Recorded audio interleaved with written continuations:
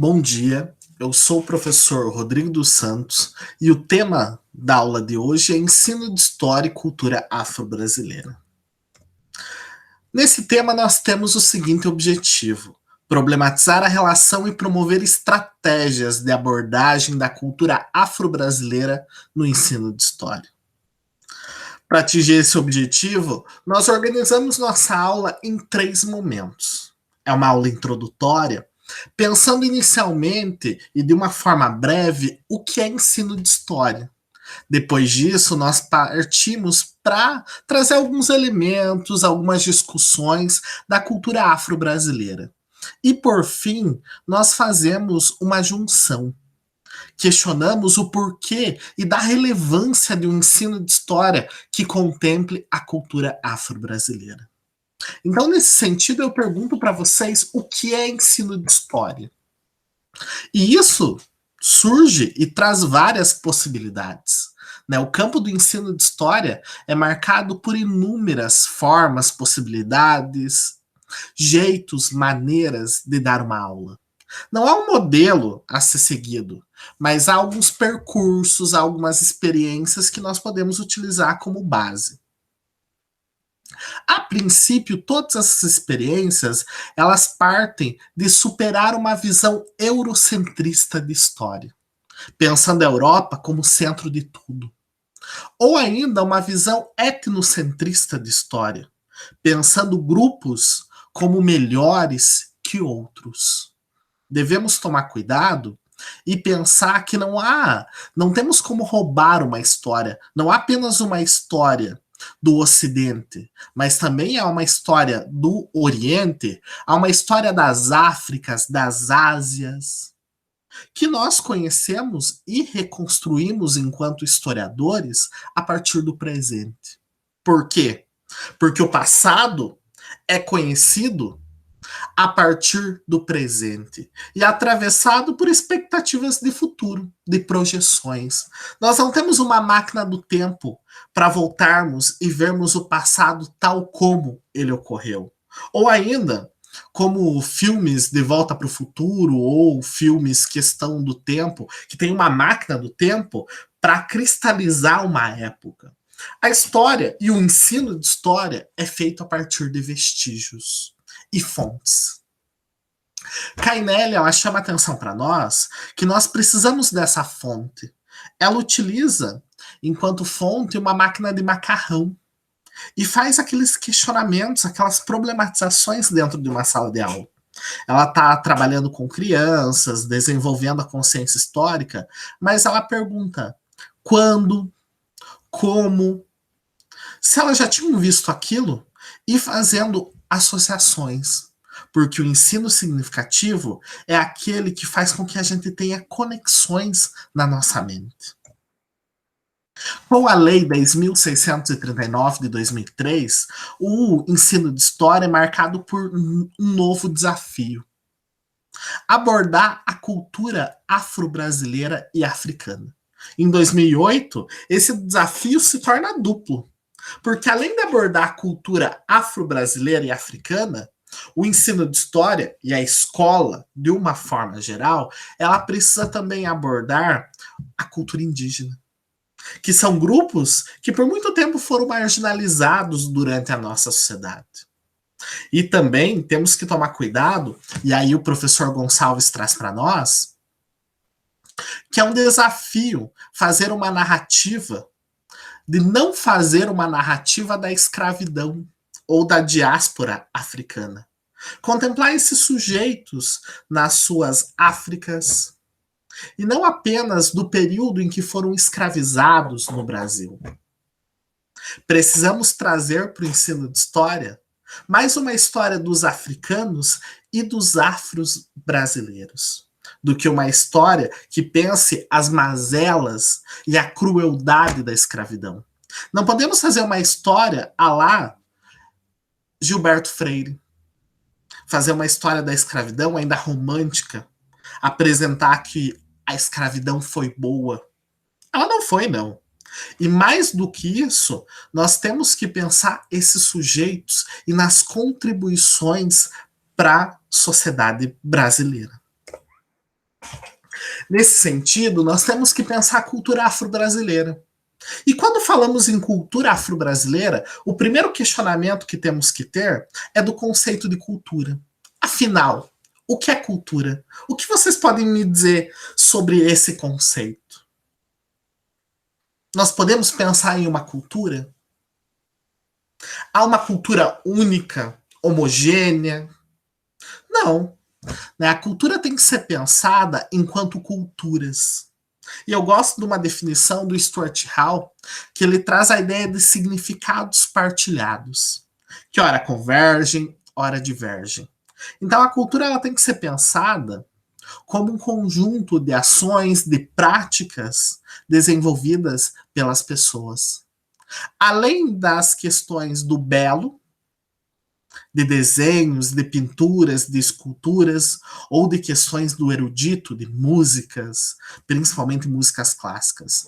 A cultura ela tem que ser pensada enquanto ações, enquanto práticas cotidianas, que estão intrínsecas nas pessoas.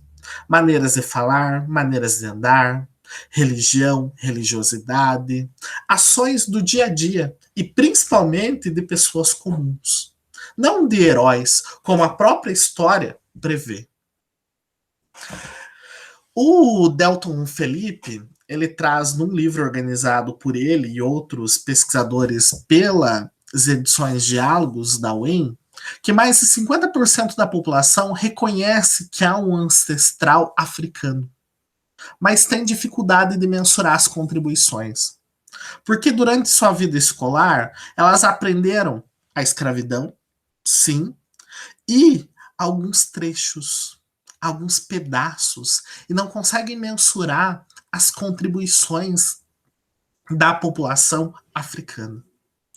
A cultura africana, ela se manifesta a partir da língua, dos termos, da dança, do esporte, pensando aí a capoeira, da religião, candomblé, ubanda, da música, da culinária, da literatura, entre outros campos e áreas do conhecimento. A matriz africana tem influência de diversas regiões do continente africano, não apenas de uma África, mas de várias Áfricas, que foram forçosamente levados para o continente americano. Nesse sentido, eu trago um mapa para a gente perceber que não temos um único grupo dentro dessa África ou dessas Áfricas, mas temos vários. E alguns inimigos foram colocados dentro do mesmo território, principalmente por essas corridas colonialistas que fizeram uma partição dessa África e também de outros grupos da Ásia. Então fica isso bem lembrado e deve ser frisado que não temos apenas uma, mas várias Áfricas dentro desse continente. A influência da cultura africana no Brasil, ela vem principalmente a partir do tráfico negreiro. Não que esse tráfico ele tenha sido benéfico, mas sim ele trouxe vários sofrimentos. A partir do trabalho escravo gerado desse tráfico, no Brasil, nos seus diversos setores, e aí pensando não apenas as fazendas de açúcar, os engenhos de açúcar ou de café, mas também pensando a escravidão, nos centros, a escravidão de ganho ou ainda a escravidão de aluguel. Elemento extremamente importante o escravo era na economia colonial, porque o seu trabalho sustentava o Brasil. No entanto, ele não contribuiu só com isso. E isso também deve ser frisado no ensino de história. Ele contribuiu para o desenvolvimento populacional e, quem sabe, até para uma mestiçagem que esteve intrínseca dos outros povos. Por isso que a população se reconhece dentro dessa matriz. No aspecto religioso, nós tivemos grupos como os bantus, os nagôs, os jejés, as crenças religiosas, que deram origens às religiões afro-brasileiras, candomblé e ubanda. As manifestações culturais, elas não foram aceitas. Nós temos que pensar a história do Brasil e da cultura afro-brasileira não como uma história pacífica, mas como uma história de resistência, com a criação dos quilombos, com o combate a esses colonizadores que a todo instante queriam menosprezar essa população e diziam que os negros não tinham alma. Como um exemplo e uma tentativa de acabar com essa cultura afro, eram batizados os sujeitos que nasciam no Brasil com nomes portugueses, casados e obrigados a se converter ao catolicismo. Mas aí a gente tinha algumas resistências, como um secretismo religioso. Né? Rezar para um santo católico, lembrando de um orixá, de uma divindade afro-brasileira. Não foram apenas os escravos, muito menos passivos, que vieram para o Brasil. Deve ser pensado os afros não apenas como escravos, muito menos como pessoas que não lutaram por uma resistência quando vieram para o Brasil, mas pessoas com saberes. E o professor precisa desmistificar isso, precisa demonstrar quem são esses sujeitos, da onde vieram e de que forma, e as suas contribuições. E por que é relevante o ensino de história que contemple a cultura afro-brasileira?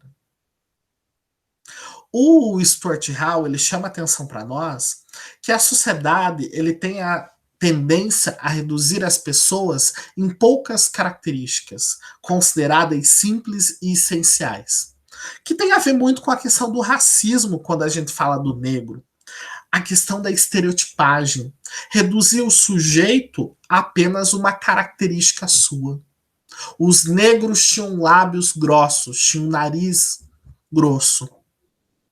O negro era um sujeito extremamente sexual. Se construiu, tanto pela literatura como pelo preconceito, essa prática. A prática discriminatória racial tem como pano de fundo um racismo estrutural, marcado no passado colonial escravagista, cujos seus efeitos estão presentes no tipo de representação construída na população negra, como sujeitos marcados por um excesso de libido, como sujeitos marcados ainda por uma infantilidade. E o sujeito e o professor, ele deve combater isso, combater o racismo, combater essas linguagens que estão intrínsecas no dia a dia, como termos como denegrir, magia negra, a coisa está preta, segunda dia de preto, que acabam reforçando esse estereótipo, essa estereotipagem contra a população negra. Reforça o preconceito quando a gente vê negros sendo assassinados em mercados, sendo perseguidos em espaços, sendo mortos. A estereotipagem, segundo o Stuart Hall, ela reduz, essencializa, naturaliza e fixa a diferença. Fixa o outro, como se esse outro fosse menor do que o eu. E é uma forma de poder, um poder sobre o corpo negro, que diz o que tem que ser normal e o que tem que ser normal. É uma prática de fechamento e exclusão. Exclui quem não pertence ao dito grupo normal, branco e colonizador. Cria uma comunidade imaginária dos normais e manda para o exílio os outros. Ela ocorre onde tem desigualdade de poder. Cristaliza afirmando que há um único grupo africano, dirigido contra um grupo subordinado excluído. E tem a ver com um poder não apenas físico, mas simbólico, representado pela mídia. Por que nas novelas nós precisamos ter uma cota de população negra? E quando há uma representação desses sujeitos no cinema ou ainda na televisão, ficam com personagens considerados subalternos. É a babá, é a empregada, ou ainda são os protagonistas de novelas que têm como cunho a escravidão, a escrava Isaura, né, que nesse caso não necessariamente era negra. Sim, a moça, onde tem a figura desses negros. Né, o próprio termo que entrou em discussão ultimamente, uma novela, né, da cor do pecado. Né, até na representação de uma coisa ou de uma pessoa, esse poder ele apresenta de forma simbólica. Nesse sentido, Stuart Hall traz para nós, como exemplo, a história da Sarah Batman, a Vênus Otentointe, que eu trouxe uma imagem para a gente fazer esse levantamento e exemplificar. Reparem quem é a Vênus Otentointe. A Sarah. A Sarah é a marca da diferença. Ela foi levada para a Inglaterra em 1810, no século XIX, por um agricultor e um médico. Ela foi exibida por 5 anos em Londres e Paris. Ela andava numa jaula, bem estilo zoológico, parecia um urso acorrentado.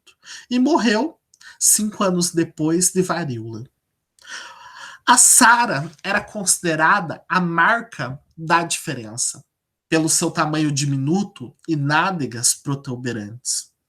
E esses conceitos que o Stuart Hall traz, estereotipagem, fantasia, fetismo, estavam demarcados na Sarah. Por quê?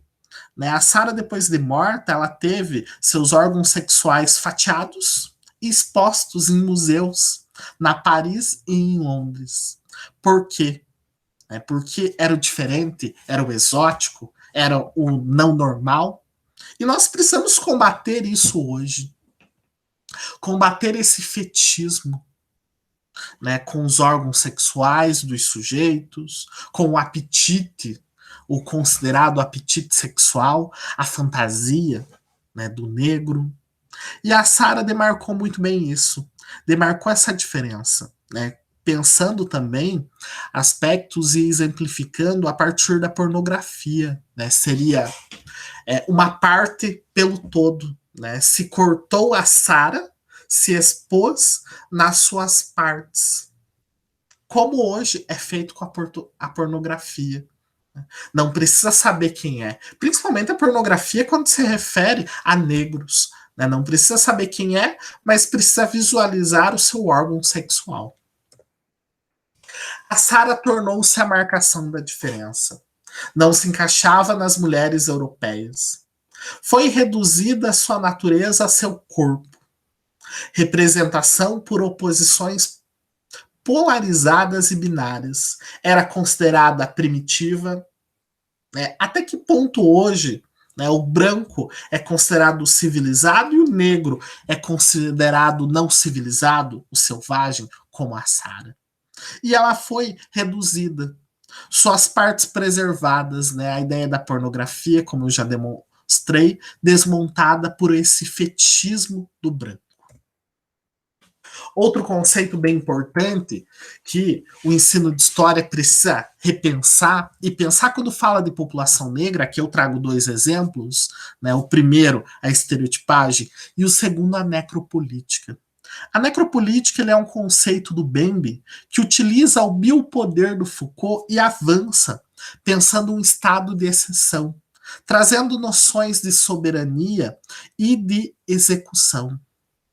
Para o Foucault, o Estado, de alguma forma, ele controlava a vida e queria suspender a morte das pessoas. Ele atravessava essa ideia de poder que atravessa os corpos. Para o Bembe, hoje o Estado não faz mais isso, mas ele produz a morte, porque tem uma quantidade exorbitante de pessoas. O poder, nesse caso, não é sobre a vida, mas sobre o gerenciamento da morte. E no Brasil, estaríamos vivendo hoje um estado de exceção para a população negra, e nesse caso principalmente pobre, que mora nas favelas, que mora nas periferias das cidades? Por quê? Porque a desigualdade no Brasil ela não é apenas econômica, mas é marcada por símbolos. né, o racismo no Brasil e o preconceito que advém isso, ele não é de origem, mas é de marca, é de característica. O Bembe, que é um africano de Camarões, ele chama atenção para nós, né, que o escravo ele vivia numa situação limite. Né, ele era um morto na própria vida. Não se matava o escravo porque ele era uma mercadoria. E até que ponto isso não ocorre nos dias atuais? Né? Até que ponto esse necropoder, esse poder a partir da morte, que era algo que ocorria no Brasil colonial, nos períodos coloniais, não está presente hoje no que a gente pode chamar de modernidade tardia ou ainda nessa pós-modernidade. Como opera o necropoder em cidades com a fome e a desigualdade, onde deixa esses sujeitos mortos vivos, sem dignidade? O Estado pode criar uma máquina de guerra, se apropria de uma ou cria milícias. Né, o Bembe ele chama atenção para nós que o Estado não necessariamente ele mata, mas ele pode mandar matar essa população negra. Principalmente quando a gente vê a morte, né, de crianças que estavam brincando na frente de suas casas e uma operação policial vem uma bala de qualquer um desses lugares e não sabe de quem é.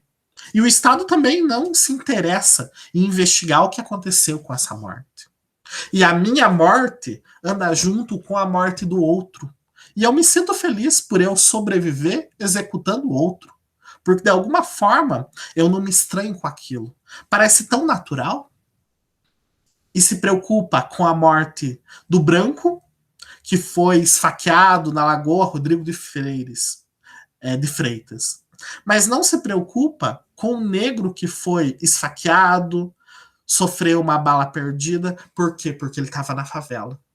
Porque temos zonas onde existir é importante, principalmente em bairros nobres, e zonas onde o não existir, né? Zonas onde, né, não é para essas pessoas existirem. Por quê? Porque tem um exército de reserva muito grande de mão de obra que já não serve mais. O capitalismo já não quer mais essas pessoas, geralmente negras. Não é uma única ação do Estado que gerencia a morte dessas pessoas. São práticas articuladas. Como eu já expliquei, a morte de negros nas favelas pela polícia. Violências físicas e simbólicas em todos os lugares, os racismos. Né? A morte do negro nos Estados Unidos por um policial. A morte no Rio Grande do Sul de um negro no mercado por um segurança. Além dos cemitérios e hospitais, que são privatizados, onde a morte não tem mais sentido essa vida. Né? Por que os cemitérios, principalmente aí pensando em São Paulo, a privatização deles é importante para esse jogo marcado pela necropolítica? Enquanto eram públicos, o Estado tinha a obrigação de procurar os desaparecidos, reconstruir a identidade desses sujeitos e dar um enterro digno. Quando são privatizados, não tem mais essa obrigação. Eles são jogados em valas comuns e esquecidos. O Estado então escolhe, e sempre escolheu, quem morre e quem vive. Né? O poder cria corpos sem nome. E corpos desaparecidos, né? Recentemente tivemos 3 crianças que desapareceram e ninguém sabe onde foram. Foram vistas a última vez próximo da polícia. Ou ainda nós temos aqueles desalentados. Quem são os alentados? Aqueles que não querem mais, não têm mais perspectiva de encontrar um trabalho. Porque eles já são a reserva da reserva do mercado de trabalho. Ou ainda os nenéns, aqueles que nem estudam e nem trabalham, porque não vem mais uma perspectiva de futuro. Como resistir a tudo isso? Como resistir no ensino de história à estereotipagem, resistir à necropolítica? Como pensar principalmente o ensino significativo? Quem sabe o grande chamariz seja considerar o outro, se colocar no lugar do outro, a questão da autoridade. Dialogar com a realidade, pensando como um sujeito histórico e também com a diferença, e percebendo que a diferença ela é importante para se viver em sociedade, é se reconhecendo a partir dela, é desnaturalizar a morte, né? Não tomar isso como mais um morreu nessa vida, que pena, mas estranhar isso, né? Estranhar essa morte. A necessidade desse ensino histórico também se transforma em uma forma de história pública, principalmente com as redes sociais e agora com o nosso ensino remoto, com esse ensino emergencial, é muito mais fácil a gente gravar e ter voz nas redes sociais, no YouTube, no Facebook, trabalhando esses aspectos e denunciando, né, o racismo, denunciando o não cumprimento da lei, denunciando essas formas de controle que são feitas sobre os nossos corpos. Para encerrar, eu gostaria de deixar uma atividade para vocês. Né? O discente será avaliado a partir de uma produção textual sobre uma estratégia que poderá ser desenvolvida no ensino de história. Para isso, né, em 31 de julho de 2020, o ano passado, quase ontem, em Valinhos, São Paulo, um vídeo sobre um homem branco xingando e humilhando o entregador de aplicativo negro por causa de um atraso na entrega repercutiu nas redes sociais. Vamos observar um trecho que foi noticiado pelo portal UOL. Um vizinho começou a filmar apenas depois da discussão começar. É possível ver Mateus sendo chamado de lixo e semi-analfabeto. O agressor diz ainda que o jovem tem inveja da vida que as pessoas dali têm. E afirma que o profissional não tem onde morar nem nunca vai ter nada na vida.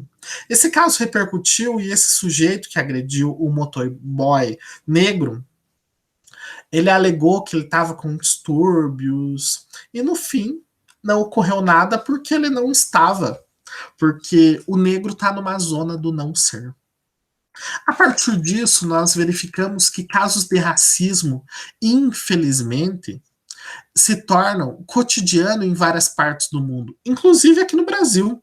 O Brasil é um país onde o racismo é extremamente estrutural, principalmente marcado por esse período da escravidão. A partir disso e das discussões realizadas em sala de aula, disserte sobre como abordar a cultura afro-brasileira e combater o racismo a partir do ensino de história. Os critérios para essa atividade são resposta coerente, né, à proposta, coesão textual e grafia. Então, essa é a nossa atividade, né, que fica para ser realizada. Para terminar, né, a aula de hoje, eu apresento as nossas referências que foram utilizadas. Então é isso. Obrigado pela atenção e eu fico aberto para os questionamentos.